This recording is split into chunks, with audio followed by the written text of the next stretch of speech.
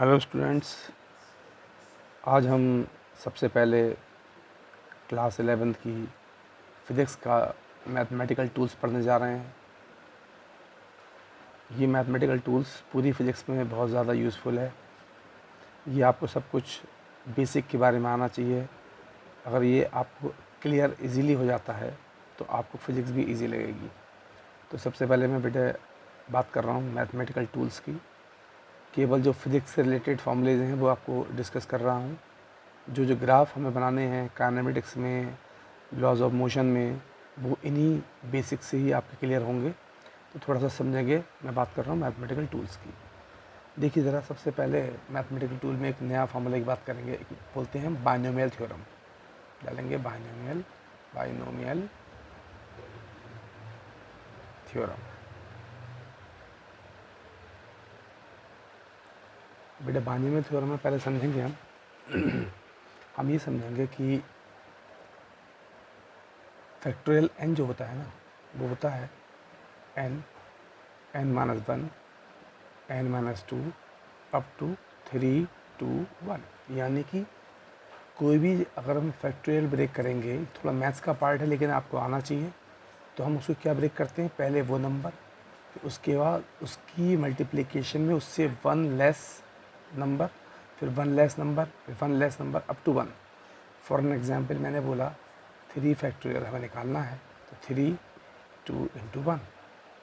ठीक है बेटा। मान लो 4 फैक्टोरियल निकालना है, 4 इंटू 3 इंटू 2 इंटू 1। ठीक है। और एक चीज़ और याद रखनी है कि 0 फैक्टोरियल भी यहाँ पर 1 होता है। ठीक है। मान लो मैं 1 फैक्टोरियल की बात करूँ तो ये 1 ही होगा। तो थोड़ा सा याद रखना है आपको, 0 फैक्टोरियल 1 होता है। ये क्यों होता है, ये मैथ्स की बात है, फिलहाल आपको याद रखना है। ठीक है। अब हम इसको अप्लाई कर रहे हैं। बेसिकली ये अप्लाई कहाँ किया जाता है, सपोज़ करो मैंने बोला 1 प्लस एक्स टू पावर 3, तो आप आराम से ब्रेक कर देंगे इसके ए क्यूब प्लस का B cube plus 3ab² 3ab² plus 3a² B, है ना। यानी 1 प्लस एक्स क्यूब प्लस का 3x² प्लस का 3x आ जाएगा बेटा। ठीक है ना, बात समझ में आ रही है। इसका मतलब, लेकिन अगर मान लो मुझे कहीं ड्राइव करना पड़ जाए 1 plus X raise to power 10, तब ये फार्मूले एप्लीकेबल नहीं हो पाएंगे, या आप इसे अप्लाई करेंगे तो it will take more time. ये बहुत ज़्यादा टाइम लेगा, मोर टाइम कंज्यूम होगा। तो इसीलिए ये बाइनोमियल को बनाया गया, जिससे हम बहुत बड़ी पावर्स की इजीली सॉल्व कर सकते हैं। ठीक है। ये हमारा ग्रेविटेशन में भी काम में आएगा, और बहुत सारी 11th-12th में इक्वेशन, जो फिज़िक्स की इक्वेशन से उस पर काम में आता है। तो मैं उसको डिस्कस करने जा रहा हूँ, बाइनोमियल थ्योरम। तो बाइनोमियल थ्योरम क्या होती है, फिर से समझें बेटा आप ज़रा। मैंने इसे रब कर दिया बेटा। अब देखिए मैंने क्या किया, मैंने एक थ्योरम लिखी 1 plus x to power n। ठीक है। इसे बोलते हैं बेटा 1 प्लस एन एक्स प्लस का n-1 अपॉन 2 का factorial x² plus n-1 n-2 इसे रब कर देता हूँ मैं, यहाँ पर लिख देता हूँ बेटा, plus n-2 n-1 upon 3 factorial x³ plus and so on, चलता रहेगा ये। अगली बार में आएगा n-1 n-2 n-3 upon factorial 4 आ जाएगा बेटा यहाँ पर। ठीक है। यहाँ पर 1 फैक्टोरियल होता है, तो ये 2 से स्टार्ट करते हैं, क्योंकि यहाँ तो 1 होगा ही, 1 हो जाएगा ये। अगर मैं यहाँ 1 फैक्टोरियल डाल दूँ तो इसकी वैल्यू तो 1 होगी, इसलिए मैंने इसे छोड़ दिया है यहाँ पर। ठीक है, ध्यान रखेंगे। तो 1 plus N x plus n into n-1 2 factorial x² plus n-1 n-2 3 factorial x³ plus and so on. ठीक है, ये डाल दिया। ऐसे ही चल सकता है। नेक्स्ट करना है तो आ जाएगा n-1 n-2 n-3 upon 4 factorial into x⁴ and so on, ये चलता रहेगा ऐसे ही। ठीक है। क्या, तो 1 plus x to power n होता है 1 plus N x plus n into n-1 upon 2 factorial x² plus n into n-1 n-2 upon factorial 3 into X cube plus and so on n -1 n-2 n-3 upon factorial 4 extra 4 and so on. ठीक है, ये समझ में आ गया होगा आपको। और आगे चलते हैं। अब इसको मैं एक एप्लीकेशन दिखाता हूँ। सपोज करो मैंने बोला आपसे find the value of 1 plus x to power n यानी कि 4 या 3, कुछ भी निकाल सकते हैं। चलिए 3 निकाल लेते हैं, जो अभी हमने निकाला था। ये फॉर्मूला लगा के देखते हैं। 1 plus N x 3x plus n minus n into n minus 1 3 into 3 minus 1 बेटा 1 plus N x plus n into n minus 1 upon 2 factorial into x square plus n into n minus 1 into n minus 2 upon 3 factorial x cube. बस यहीं तक रहेगा, जितनी power होती है वहाँ तक रहेगा। ठीक है, देखें क्या आता है। 1 प्लस 3x, ये बचेगा बेटा 2, और ये 2 फैक्टोरियल होगा 2 इंटू 1, 2 से 2 कैंसिल हो जाएगा, बचेगा 3x स्क्वायर प्लस ये 3 इंटू 2 इंटू 1 ब्रेक होगा। ये कैसे होगा 3 इंटू 2 इंटू 1, इस तरह से ब्रेक होगा। 3 से 3 कैंसिल हो जाएगा, 2 से 2 कैंसिल हो जाएगा, 1 बचेगा। ये बचेगा केवल 1x क्यूब। तो ये प्रूफ आ गया सीधे से। ठीक है ना, मैंने कोई भी फॉर्मूला नहीं लगाया, just I have use this binomial theorem, I got the answer. और यही मैंने अभी पीछे दिखाया था, जो 10th के मेथड से सॉल्व करते थे। A cube plus b cube plus 3, ये भी देखो ये आ गया। A cube plus b cube plus 3 a square b plus 3 a b square, बात तो वही है। सिमिलरली मैं निकाल सकता हूँ 1 प्लस एक्स टू पावर 4 को भी निकाल सकता हूँ मैं आराम से। कैसे निकालूंगा फिर देखेंगे कैसे करेंगे बेटा। 1 plus N x 4x plus बोलिए n into n minus 1 upon 2 factorial x square plus n into n minus 1 into n minus 2 upon 3 factorial x cube plus n minus 1 n minus 2 n minus 3 upon 4 factorial x to power 4। बस यहाँ तक रहेगा ये, इसे solve कर लेते हैं। 1 plus 4x plus 2 2 ज़ा 4, ये ब्रेक होगा 2 इंटू 1 में, तो 2 ज़ा 4 2 3 ज़ा 6x स्क्वायर आएगा बेटा, प्लस ये हो जाएगा 3 इंटू 2 इंटू 1, 3 से 3 कट जाएगा, 2 से 2 कैंसिल हो जाएगा, 4x क्यूब आएगा, 4x क्यूब आएगा प्लस ये 4 into 3 into 1, 4 into 3 into 2 into 1, ये पूरा कैंसिल हो जाएगा, बचेगा एक्स टू 4। तो ये आ गया मेरा 1 प्लस, ये वैल्यू किसकी आ गई बेटा, ये आई 1 प्लस एक्स टू 4 की वैल्यू। तो ये हमारा डेरिवेशन एक ही बार में आ गया। तो हम किसी तरह से ऐसे ही 1 प्लस एक्स टू 5 भी निकाल सकते हैं, हम 1 प्लस एक्स टू 10 भी निकाल सकते हैं। Just we have to go through the same procedure to find these values. देख लीजिए आप आराम से। ठीक है बेटा, तो हमारा ये वैल्यू आ गई। हमने आराम से इसको सीख लिया किस तरह से हम बाइनोमियल थ्योरम यूज़ करते हैं। ठीक है, तो 1 प्लस एक्स टू 4 क्या आता है, 1 plus 4x plus 6x square plus 4x cube plus x to 4। ऐसे ही 1 प्लस एक्स टू 5 निकाल सकते हैं। यही फार्मूला लगाएंगे जो हमने बताया था। कौन सा फार्मूला लगता है, वो n 1 प्लस एन एक्स, ये वाला फार्मूला वो लगेगा क्या बेटा, 1 plus N x plus n into n minus 1 point 2 factorial x square plus and so on. इस तरह से लगाते जाएंगे और हम इस बाइनोमियल को इजीली हम ब्रेक कर सकते हैं एक ही फार्मूले में। ठीक है, चलो ये हमारा एक बेसिक समझ में आएगा बाइनोमियल थ्योरम के बारे में। थोड़ा सा और आगे चलते हैं बेटा हम। अब हम कुछ ग्राफ के बारे में समझते हैं। ग्राफ क्या होते हैं बेटा, ग्राफ भी हल्के हल्के आपको आने चाहिए। ग्राफ में हम क्या बात करेंगे, जैसे सपोज़ करो मैंने बोला, हमने पढ़ा था linear equation of 2 variable. Suppose करो y is equal to x। जब लीनियर इक्वेशन हो तो ग्राफ x और y में स्ट्रेट लाइन आता है, याद रखेंगे फ़िलहाल। ठीक है बेटा, अच्छा अगर, ठीक है बेटा, y is equal to m x plus c, एक फार्मूला होता है बेटा, ये 11th के मैथ्स में भी है। m यहाँ पर स्लोप होता है, ये वाला स्लोप इसे m बोल देते हैं, ये थीटा होता है। ये y is equal to tan theta x plus c. ठीक है, अभी इसको ज़्यादा पढ़ने की ज़रूरत नहीं है। ठीक है, अगर ये आगे फ़िलहाल आपको याद रखना है बेटा, जितनी भी लीनियर इक्वेशन आपको फिजिक्स के लिए, ये मैथ्स का पार्ट है, छोड़ दें इसे, जितनी भी लीनियर इक्वेशन हैं वाई और एक्स में उनका ग्राफ स्ट्रेट आएगा।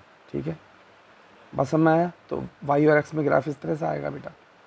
अच्छा जी, और देखें आप, अगर मान लो कोई ग्राफ इस तरह से आ जाए, y square equal to x, ये हमारे पैराबोलिक पाथ आएंगे, अभी आप पढ़ेंगे इसी पहले यूनिट के अंदर ही, काइनेमेटिक्स में पढ़ेंगे तो बेटे ये एक ग्राफ आएंगे, याद करेंगे बेटा। इसका ग्राफ जो होता है ये होता है इस तरह से, y square equal to x का, ये एक्स एक्सिस है, वाई एक्सिस है। अगर आपको नहीं आता हो तो बना भी सकते हैं इसको, सिंपल तरीका है बनाने का। आपको तो स्टैंडर्ड याद रखना है फिजिक्स के लिए, लेकिन बनाना भी हमारा इजी है। मैंने मान लिया, मैंने ये y ले लिया, ये x ले लिया। अगर मान लो y को मैं 0 डाल दूँ तो x 0 आ जाएगा, y को मैं -1 डाल दूँ तो x 1 आ जाएगा। ठीक है, y को 1 डाल दूँ तो x 1 आ जाएगा, y को 2 डाल दूँ, y को 2 x 4 आ जाएगा, x क्या आ जाएगा, 4 आ जाएगा। स्केच करेंगे ग्राफ कुछ इसी तरह से बन के आएगा, याद रख लेंगे। ठीक है, इस तरह से ग्राफ बना सकते हैं। दूसरा ग्राफ होता है y square is equal to -x, ये ग्राफ कुछ इस तरह से आएगा, ऐसे। ये -x एक्सिस है, वाई है, ये आपको याद होने चाहिए बेटा। एक होता है x square is equal to y, ये ग्राफ कुछ इस तरह से आता है। आप इस तरह से सारे ग्राफ बना सकते हैं, ये जो तरीका बताया मैंने, 10th में भी करे थे हमने ग्राफ। ये एक्स एक्सिस, ये वाई एक्सिस, ये -x, ये -y। एक होता है x square is equal to -y, ये नीचे को बनता है ग्राफ, आपको पता होना चाहिए। ये माइनस का y है, ये y है, ये x है, ये x डैश है। ठीक है, कॉपी कर लें हम लोग। ठीक है, आराम से कॉपी करेंगे इसको बेटा। इसके बाद मैं और रब करता हूँ, ये ग्राफ कुछ याद रखने हैं आपको बेटा। चलिए रब कर देता हूँ इसको। और देखिए, अगर मान लो, अब इसके बाद हम मेन टॉपिक पर आते हैं जो होता है डेरिवेटिव्स। डेरिवेटिव्स, ये सोच लीजिए 11th physics plus 12th physics इसके बिना नहीं हो सकती, डेरिवेटिव के बिना नहीं हो सकती। होते क्या हैं डेरिवेटिव, सुनिए आप, बहुत सिंपल तरीका समझेंगे। डेरिवेटिव का मतलब होता है बेटा, मान लो मेरे पास कोई ग्राफ है, ये कर्व ग्राफ है। जितने भी कर्व ग्राफ होते हैं बेटा, वो हमेशा वो क्वाड्रेटिक के बनते हैं, क्वाड्रेटिक है, पॉलिनोमियल के बनते हैं बेसिकली कर्व। और जितनी भी स्ट्रेट लाइन होती हैं, जैसे y इक्वल टू, जिसकी डिग्री 1 हो वो स्ट्रेट लाइन बनाते हैं, और जिसकी x और y में डिग्री 1 से ज़्यादा हो वो कर्व बनाते हैं। तो ये कोई कर्व ग्राफ है। अब मैंने बोला इस पर मैंने टेंजेंट ड्रॉप कर दिया बेटा, ऐसे करके टेंजेंट ड्रॉप कर दिया। टेंजेंट पता है कि हमेशा केवल एक ही पॉइंट पर टच करता है, किसी भी कर्व को टेंजेंट केवल ओनली 1 पॉइंट पर ही टच करता है। ठीक है, हमने पढ़ा था सर्कल 10th में। देखो, हम बोलते थे टेंजेंट, ये टेंजेंट होता था, टेंजेंट जो होता रेडियस से हमेशा परपेंडिकुलर बनाता था, और it only intersect at 1 point of the circle. ठीक है, ये हमें पता है। तो देखिए आप ज़रा, तो अब मैंने क्या किया बेटा, ये एंगल थीटा ले लिया, ये एंगल थीटा ले लिया। ठीक है, इसे मैंने नीचे dy मान लिया, dy, इसको मैंने मान लिया dx, सपोज कर लो। तो बेसिकली ये थीटा है, तो थीटा का मतलब tan थीटा निकालूं, क्या होता है dy/dx। ठीक है बेटा, तो इसका मतलब, और ये कोई पॉइंट होगा xy, मैंने मान लिया, सपोज करो xy पॉइंट है x एक्सिस पर, y एक्सिस पर। यहाँ से ओरिजिन है, x पर चला फिर y पर चला, तो ये पॉइंट xy है। तो सुन ले, तो बेसिकली डेरिवेटिव्स क्या होते हैं, किसी भी कर्व का किसी पॉइंट पर टेंजेंट होते हैं। तो ऑल द डेरिवेटिव्स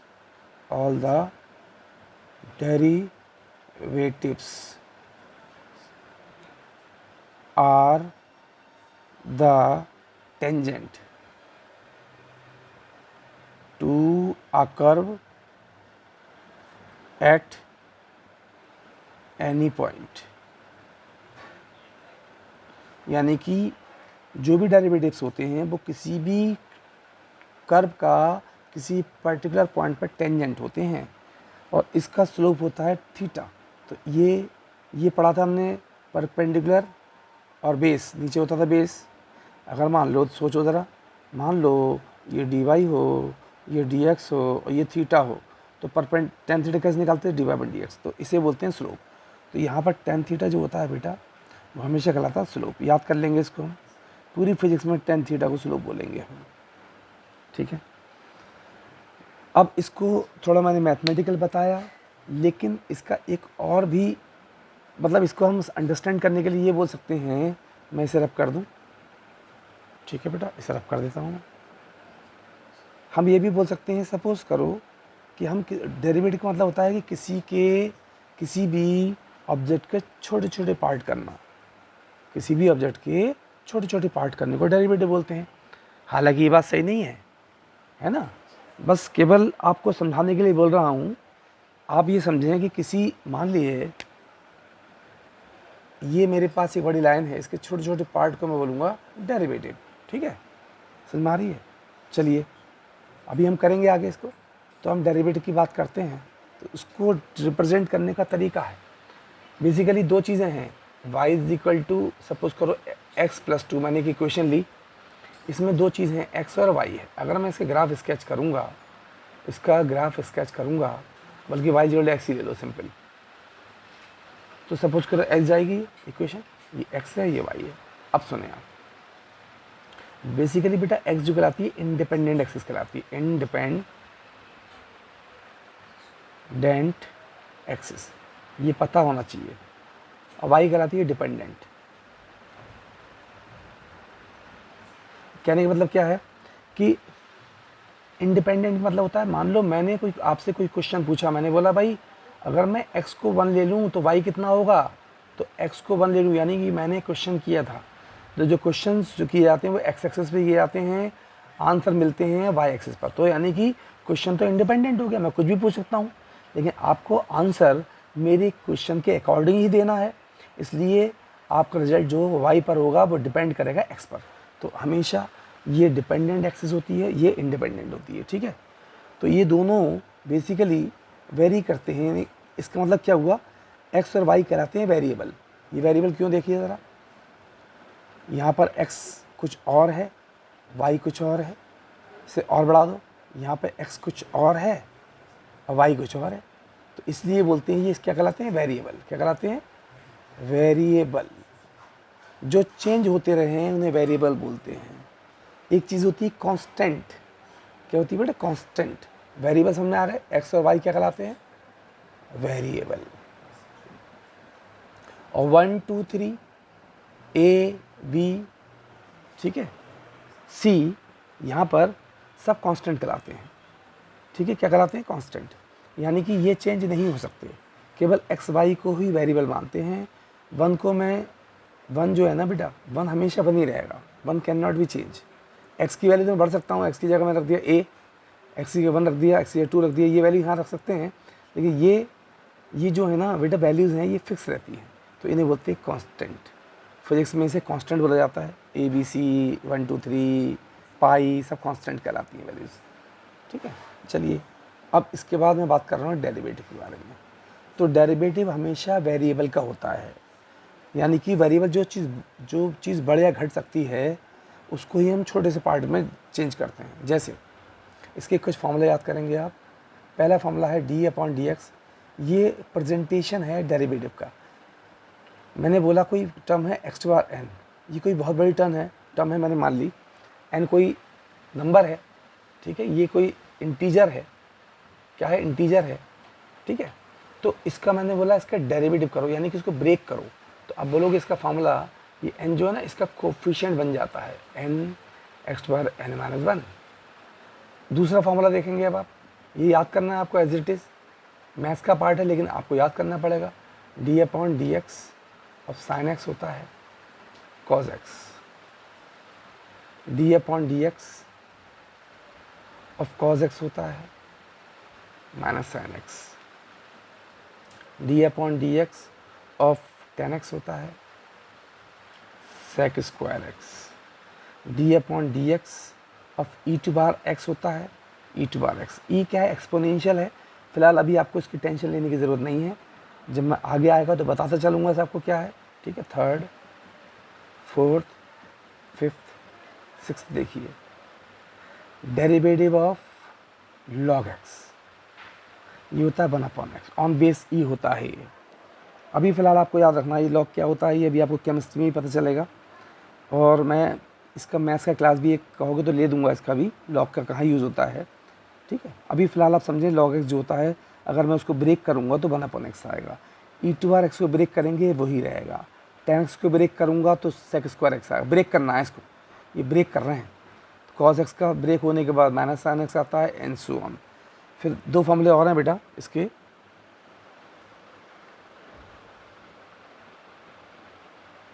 और देखिए 2 फॉर्मूले।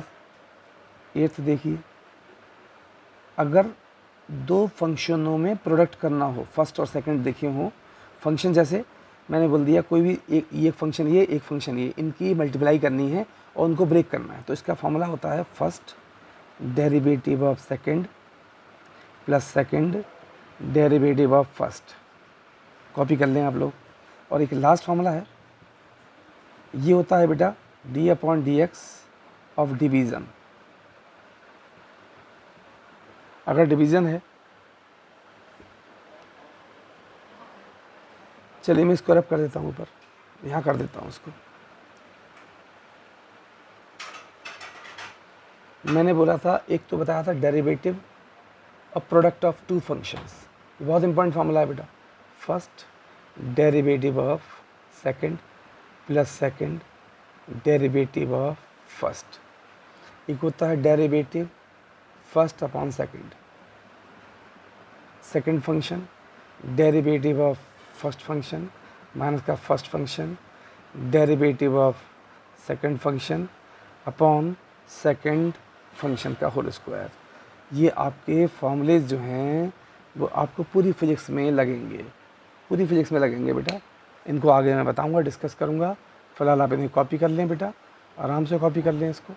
और कॉपी करने के बाद मैं थोड़ा सा और आगे बढ़ता हूँ। अब मैं इसके कुछ छोटे छोटे आपको क्वेश्चंस कराता हूँ, किस तरह से इसके क्वेश्चंस करते हैं देखें। अब आप सपोज़ बेटा मैंने बोला find the derivative of, find the derivative of, मैंने बोला find the derivative of, question दिए फाइंड द डेरिवेटिव, ठीक है, of number 1 x⁻6, number 2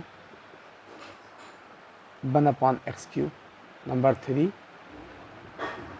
√x, number 4 x² plus 3x plus square cube plus ये से 2 ले लो, ठीक है। ये 4-5 करने देखें आप ज़रा। अब आपको पता है बेटा, पहले का फॉर्मूला देखेंगे, हमें इसको ब्रेक करना है, डेरिवेटिव मतलब इसको ब्रेक करना है, तो कर देंगे d/dx कर देंगे सीधा इसका। ये हो जाएगा बेटा, ये हो जाएगा बेटा, क्या आएगा 6x⁻6 - 1 x, ये हो जाएगा 6x⁻5, ठीक है। इसे ऐसे भी समझ सकते हैं, जो भी दिया है फंक्शन y = x⁻6 मान लो, बात वही है। ये ऐसे कर लो, ये इसे y मान लो। अब इसका दोनों तरफ डेरिवेटिव करेंगे, यानी तोड़ना है, तो ये dy/dx लिखेंगे यहाँ पर, इधर भी लिखेंगे d/dx ऑफ x⁻6, ऐसे भी कर सकते हैं। तो यही तो डेरिवेटिव है जो निकाल रहे थे, यानी पता है स्लोप निकालते हैं हर जगह, तो स्लोप निकल रहा है, क्या आएगा 6x⁻5। कौन सा फॉर्मूला लगाया, n(x⁻n-1), अभी दिखाया था मैंने पीछे फॉर्मूला, वो लगाया है मैंने, ठीक है। पहले आंसर आ गया। सेकंड देखेंगे आप, y = 1/x³, इसको ऊपर ले आइए, x³ -3 भी लिख सकते हैं। तो dy/dx जब करेंगे तो जाएगा n बाहर आएगा, x⁻n-1, ये हो जाएगा -3 x⁻4, ठीक है। सेकंड आ गया बेटा। थर्ड देखिए आप, थर्ड देखेंगे आप, थर्ड में क्या होगा, थर्ड क्या था मेरा √x, y = √x, यानी कि बोल सकता हूँ कि y, इसे बोल सकते हैं हम x⁻1/2, रूट को 1/2 बोलते हैं, तो उसका dy/dx करेंगे, क्या आएगा, तो जाएगा n x⁻n-1 1/2 x⁻1/2, ये आ गया इसका आंसर। ये देख लीजिए, आप आराम से देख लीजिए, d by d x is equal to 1/2 x to power 1/2 minus 1 n x to power n minus 1, ये आ जाएगा हमारा फॉर्मूला। ठीक है, हमारा ये भी हो गया। अब इसका लास्ट और रहेगा, लास्ट में यहाँ रब कर देता हूँ, ये कर देता हूँ लास्ट वाला। देखें अब ये लास्ट में बेटा क्या होगा ये बोलेंगे हम y is equal to x cube plus 3x² plus का 2 dy/dx करेंगे तो क्या हो जाएगा, पहले d/dx सबका ही करना पड़ता है, x³ प्लस 3x² प्लस का 2। ठीक है, अब देखिए इसको अंदर पहले मल्टीप्लाई कर दीजिए, d/dx of x³ plus d/dx of 3x² plus d/dx of 2। इसको x⁴n लगाएंगे तो 3x⁴3 माइनस 1 प्लस, यहाँ देखिए ये 3 तो कांस्टेंट है, मैंने बताया था अभी, और ये वेरिएबल है। अगर कोई कांस्टेंट नंबर किसी वेरिएबल के साथ प्रोडक्ट में आ जाए और उसको ब्रेक करना पड़े, यानी कि डेरिवेटिव करना पड़े, तो जो कांस्टेंट नंबर है उसे बाहर निकाल देते बिना कुछ समझे। 3 बाहर निकाल दिया, केवल उसका डेरिवेटिव होगा। इसका तो हो चुका है, इसका होना है अगली बार में प्लस। जब भी कोई कांस्टेंट आ जाए, मैं पीछे फॉर्मूला नहीं बताया था, मैंने लिख लेंगे आप। अगर डेरिवेटिव, पीछे जो फॉर्मूला लिखवाए थे एक रह गया था फॉर्मूला बेटा, derivative of any constant number. Constant हमेशा 0 होता है, याद कर लेंगे आप लोग। ठीक है, किसी भी कांस्टेंट नंबर का, किसी भी कांस्टेंट नंबर का, किसी भी कांस्टेंट नंबर का डेरिवेटिव 0 होता है। तो देखिए यहाँ पर भी यही होगा बेटा। क्या करेंगे, ये चूँकि कांस्टेंट नंबर तो उसका डेरिवेटिव बिना सोचे समझे 0 लिख देंगे। अब देखो 3x² प्लस 3 तो ऐसे ही था, इसमें फिर वही वाला फॉर्मूला आएगा। ये 3x² था बेटा, शायद ये स्क्वायर था ना, 3 बाहर आ गया। इसको फिर ब्रेक करेंगे 2x² 2 माइनस 1, ये 0 हो चुका है, तो 3x² प्लस 6x, ये इसका आंसर आ गया, सीधा सीधा आंसर आ गया। ये हमारे डेरिवेटिव हो गए बेटा। ठीक है, और थोड़ा सा देखें, और थोड़ा सा देखेंगे अब आप। मैंने क्या किया मैंने बेटा थोड़ा सा पैटर्न और चेंज किया। मैंने बोला find the derivative of x plus 1 upon 10x। अब देखिए आपको ये दिख रहा है कि ये दो फंक्शन है और डिवीज़न में है, तो डिवीज़न का फॉर्मूला मैंने बताया था, फर्स्ट अपॉन सेकंड होता है। Second function derivative of first minus का first derivative of second upon second का होल स्क्वायर। ठीक है, बात समझ में आया। अब देखिए आप ज़रा, यहाँ पर लिखने के बाद मैंने वैल्यू डाल दी है, फर्स्ट मानते हैं, इसे सेकंड मानते हैं, तो सेकंड फंक्शन है 10x, डेरिवेटिव फर्स्ट फंक्शन हो जाएगा बेटा derivative of first function minus का फर्स्ट फंक्शन क्या है x प्लस 1, फिर into derivative of second function क्या है 10x, और होल अपॉन क्या आएगा बेटा, होल अपॉन सेकंड का स्क्वायर 10x का होल स्क्वायर। ठीक है, अब देखिए ये 10x है, 10x तो एज इट इज रहेगा 10x। अब देखिए ये इसकी जब मैं मल्टीप्लाई करूँगा तो डी डेरिवेटिव x का भी होगा, डेरिवेटिव 1 का भी होगा। चूँकि 1 कांस्टेंट है तो ये 0 हो जाएगा, केवल x का डेरिवेटिव करेंगे। देखो x का डेरिवेटिव क्या होता है, देखिए आप ज़रा, ये देखें आप, d/dx ऑफ x⁴ है ना, ये होता था बेटा कितना 1x⁴ 1 माइनस 1, 1x⁴ 0 यानी 1 आएगा, क्योंकि x⁴ 0 ही 1 होता है तो 1 आएगा। तो याद कर लेंगे इसका डेरिवेटिव x का तो हो जाएगा 1, इसका हो जाएगा 0, माइनस का x प्लस 1 ऐसे ही रखा। 10x का डेरिवेटिव मैंने पीछे लिखवाया था sec² x होता है, अपॉन जब होल स्क्वायर करेंगे तो बेटा x का स्क्वायर नहीं होता है, ऑपरेटर का स्क्वायर होता है, तो 10² x, इसका आंसर आएगा 10x माइनस का x plus 1 sec² x upon 10² x। ये कॉपी कर लेंगे बेटा आप लोग। ये डेरिवेटिव डिवीज़न का हो गया। और देखिए अब ज़रा मैंने फिर थोड़ा सा एक क्वेश्चन चेंज करके लिखा। मैंने बोला कि find the derivative of log x cos x। अब आपको लगा कि दो वेरिएबल हैं और ये प्रोडक्ट में है, तो तो इसमें फॉर्मूला आएंगे D upon D x of first into second, first function derivative of second plus second derivative of first. तो फर्स्ट फंक्शन कितना है, लॉग एक्स है। डेरिवेटिव सेकंड कितना हो जाएगा बेटा, सेकंड कॉस एक्स का होता है माइनस साइन एक्स। मैंने पीछे फार्मूला लिखवाया था, सेकंड एक्स लिखेंगे कॉस एक्स और डेरिवेटिव के लिखेंगे 1/x। ठीक है, हो जाएगा माइनस का log x sine x plus का कॉस एक्स अपॉन एक्स। ये आंसर आ गया इसका। आराम से कॉपी कर लेंगे इसको भी बेटा, यानी कि प्रोडक्ट के भी आ गए और डिवीज़न के भी आ गए। थोड़ा सा और एक छोटा सा फॉर्मूला समझेंगे आप। मान लिया अब कुछ कभी कभी ऐसे क्वेश्चन आते हैं डी अपॉन डी एक्स, थोड़ा सा अलग तरह के क्वेश्चन है ये। मैंने बोला 2x² प्लस 1 का होल स्क्वायर, उसने बोला इसका डेरिवेटिव निकालो। तो देखिए अब ज़रा, हमें ये पता है कि जो n पावर होती है D upon D x of x raised power n, हमें तो n के बारे में पता है, लेकिन इसके नीचे क्या होता था x, तभी लगाते थे n x to power n -1। लेकिन यहाँ पर n तो है लेकिन नीचे x नहीं है। ये x जब यहाँ पर x ना हो और पावर n दी हो तो इसको एज्यूम कर लो ये x है। क्या एज्यूम कर लो, x एज्यूम कर लो। अब सोचो अगर ये x होता है नहीं, अगर ये x होता तो क्या था formula, n x to power n -1। ठीक है, अब जिसे x, ये एक्चुअल में x तो था नहीं, तो अगर ये x ना हो तो इनटू करके उसका डेरिवेटिव दोबारा लिख देते हैं 2x² प्लस 1। क्या आएगा, 2x² प्लस 1 हो जाएगा बेटा। अब देखें इसका डेरिवेटिव करना है, इसे ब्रैकेट लगा दिया, पहले इसका इसमें होगा, इसका इसमें होगा। तो D upon D x of 2x² plus ये हो गया plus D upon D x और 1, ये 0 हो जाएगा। ये क्या हो जाएगा, 0, क्योंकि कांस्टेंट है, केवल इसका डेरिवेटिव होगा। तो 2x² प्लस 1।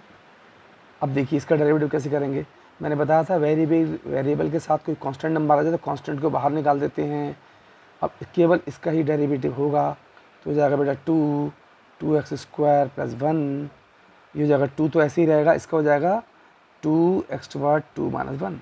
ये हो जाएगा 2x² प्लस का 1, ये इंटू 2 2 ज़ा 4x 4 2 ज़ा 8x 2x² प्लस का 1। ये इसका आंसर हो गया। कॉपी कर लेंगे आप लोग, इसका आंसर हो गया, कॉपी कर लेंगे आप आराम से। ठीक है बेटा, क्या आया इसका 2x²। ठीक है बेटा, तो ये आ जाएगा 8x 2x² प्लस 1। ये हमारा एक और अलग तरह का क्वेश्चन आया। तो x के अलावा कोई नंबर होगा